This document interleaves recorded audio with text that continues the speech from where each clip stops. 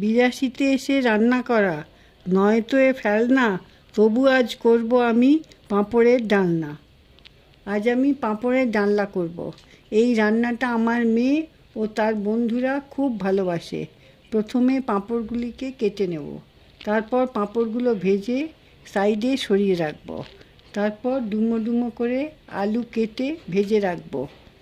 এরপর কড়াইতে অল্প তেল দিয়ে তেজপাতা আর জিরে ফোড়ন দিয়ে ওর মধ্যে আদা বাটা, নুন, হলুদ, সামান্য চিনি আর লঙ্কা গুঁড়ো দিয়ে অল্প করে ভালোভাবে নেড়ে দিতে হবে।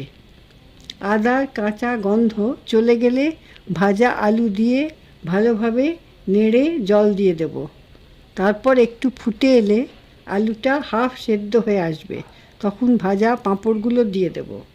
একবার দুবার ফুটে এলে নামিয়ে নেব।